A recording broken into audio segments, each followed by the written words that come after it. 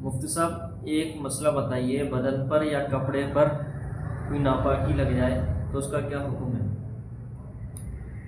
دیکھو، بدن ہو یا کپڑا ہو، ٹھیک ہے، ہمیں بدن پر اور کپڑے پر ناپاکی لگنے سے پہلے یہ چیزیں غور کرنے کی ہے کہ وہ ناپاکی کون سی لگی ہے۔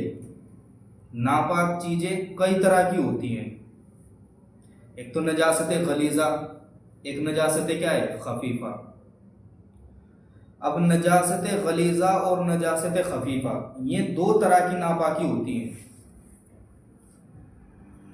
کپڑے پر یا بدن پر اگر نجاست غلیظہ لگتی ہے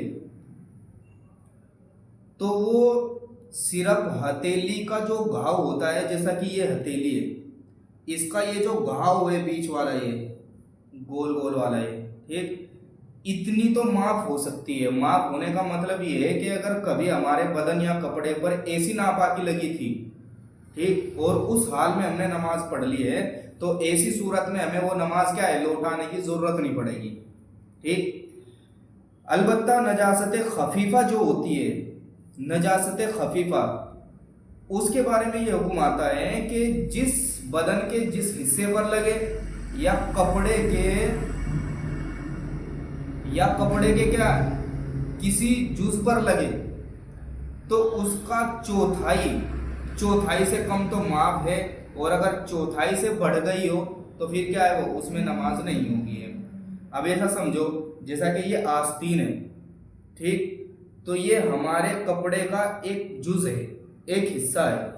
اگر نجاست خفیفہ اس آستین پر لگتی ہے، ٹھیک، تو نجاست خفیفہ اگر ہلکی سی لگ گئی ہے تھوڑی سی، تو اس سے کیا ہوگا، اس سے تو ابھی ہم ایسے ناپاک نہیں سمجھے جائیں گے کہ جس کی وجہ سے ہم نماز چھوڑ دیں۔ مطلب کہنے کا یہ ہے کہ اس سے نماز نہیں ہوگی، بلکہ آستین کے 4 حصے کیے جائیں۔ کتنے؟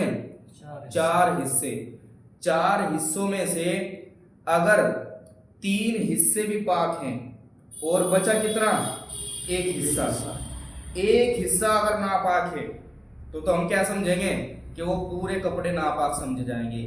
اور اگر 4 حصوں میں سے کیا ہے، 3 حصے پاک ہے اور جو چوتھا حصہ ہے وہ بھی پورا کیا ہے، ناپاک نہیں ہے، تھوڑا سا ناپاک ہے وہ، ٹھیک، تو ایسی صورت میں اگر کبھی نماز پڑھ لی گئی ہے تو اس سے کیا ہو جائے گی، نماز ہو جائے گی۔ اب لوگوں میں چیزیں بہت مشہور رہتی ہیں کہ چھوٹے جو بچے ہوتے ہیں گھروں میں، چھوٹے بچے، لوگ کیا سمجھتے ہیں کہ ان بچوں کا پیشاب کپڑے پر لگ جائے یا بدن پر لگ جائے تو کیا ہوتا ہے، تو اسی میں یہ کہتے ہیں کہ بھائی کیا ہے، اس سے نماز ہو جاتی ہے، کہ چھوٹے بچوں کا کیا ہے، پیشاب پاک ہے۔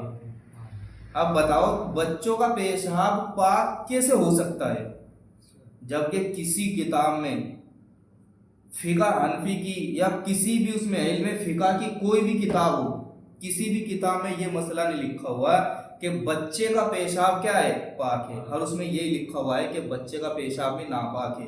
اگر کپڑے پر لگتا ہے، بدن پر لگتا ہے، تو اسی حساب سے بدن پر کہاں لگا ہے، کپڑے پر کہاں لگا ہے، کتنا لگا ہے، ٹھیک ہے، اسی حساب سے اندازہ کر کے اس کا حکم رہے گا، ٹھیک۔ اسی طریقے سے ایک چیز اور ہمیں سمجھنے کی ضرورت ہے اس میں، پاک کپڑے اور بدن کے بارے میں، کہ اگر بچے کا پیشاب کپڑے پر لگتا ہے تو کتنا معاف ہے، کتنا معاف نہیں ہے۔ یاد رکھو بچے کا جو پیشاب ہوتا ہے وہ نجاست غلیظہ ہوتا ہے، ٹھیک، اور ابھی کیا بتایا، نجاست غلیظہ کتنی معاف ہے، صرف ہتھیلی کا جو گہراؤ ہے صرف اتنی معاف ہے۔ اگر بھولے سے اتنی نجاست لگی ہوئی ہے، ٹھیک، اور بھولے سے اس میں نماز پڑھ لی تو اس نماز کو لوٹانے کی ضرورت نہیں پڑے گی آپ کو، ٹھیک ہے۔